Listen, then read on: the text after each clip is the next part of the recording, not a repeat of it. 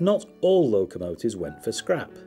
A select few were taken straight out of service and went directly into private hands.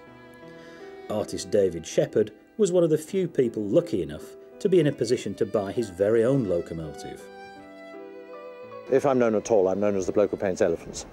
And way back in 1967, which was the year when we were throwing away our steam age, dozens of brand new engines were cut up for scrap, 5 years old, what a waste. I had a one-man show in New York of wildlife paintings, and the whole lot sold in the first evening. And I came back without thinking what I was doing. I always act, you see, I'm so sort of impetuous. I don't think. I always act first and then think afterwards. If I'd thought afterwards, there wouldn't be a Black Prince. Impetuosity, I picked up the phone, rang up British Rail and said, can I buy a steam engine? 2 actually, because I bought the Green Knight as well.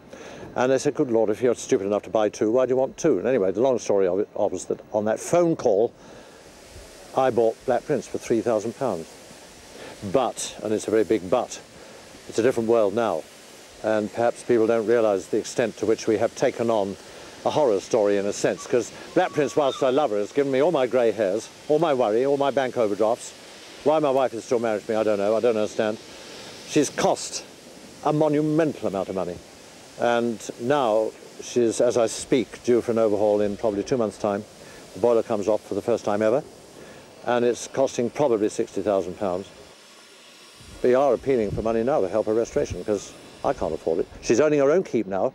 She's been on the Gloucester and Warwickshire Railway for nearly a year now, and we have a contract with them that they steam her 50 times a year, and all that money they pay into the bank account. She has her own bank account, so she's paying for herself. It has to be, otherwise she won't be restored. But she is raising the money, so she will be restored, and I want her to outlive me. I'm 70. I want her to outlive me. On BR, steam was banned completely after the last rites of August 1968. But pressure from steam lovers was always bound to tell in time, and in autumn 1971 the breakthrough was made by the famous Great Western 460 King George V. It had been preserved for some time in mainline running order at the Bulmer Railway Centre in Hereford. The engine's first runs, with Bulmer's rake of preserved Pullman coaches, were kept quite low-key, but they were the forerunners of a whole new age of preserved mainline steam.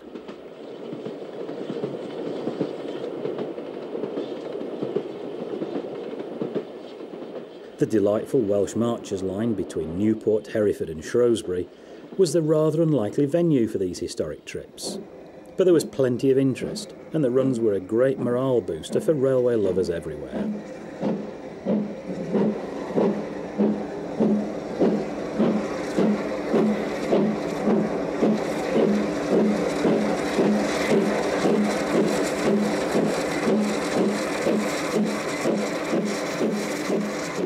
The first steam engines permitted back onto BR tended to be famous and historic crowd pullers, with many drawn from the national collection.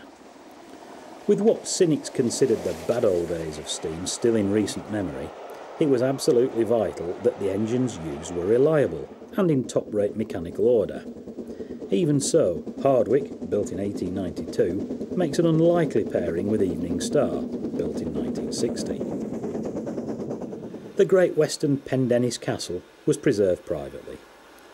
In 1925, when only a few months old, this engine had run a number of high-profile comparative trials on the LNER, whilst a Gresley A3 Pacific did similar tests on the Great Western.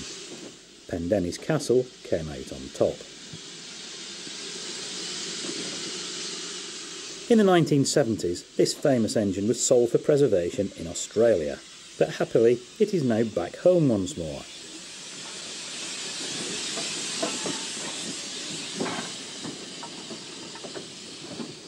The famous apple green livery shows up well on this LNER pair. B1 number 1306 is preserved privately, whilst class leader Gresley V2 Green Arrow belongs to the National Railway Museum.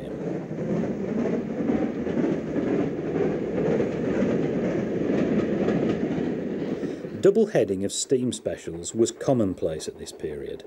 It guarded against the possibility of failure of one locomotive, whilst doubling the interest for enthusiasts. This time, the B1 is leading the most famous preserved locomotive of them all, Flying Scotsman.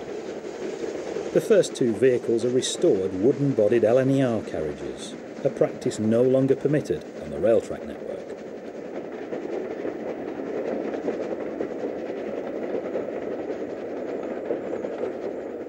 In 30 years of preserved steam operation on the main line, many locomotives have tended to enjoy sporadic periods in traffic, interspersed with spells off the active list. There are simply not the resources, nor indeed the demand, to keep all of them active all the time.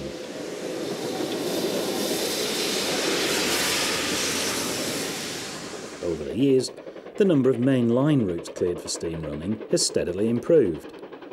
The famous Settle and Carlisle line, with its challenging gradients in both directions, has been a favourite since 1978, when mainline steam returned. The superb Coronation Class Pacific Duchess of Hamilton raises the echoes. An early pioneer of restored steam on the main line was Jubilee Leander.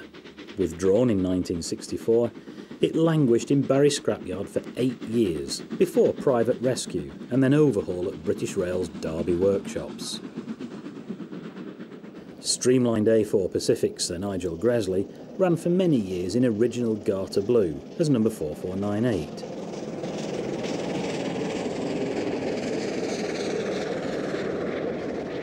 While steam on the main line in the UK is confined to the occasional run by a preserved engine,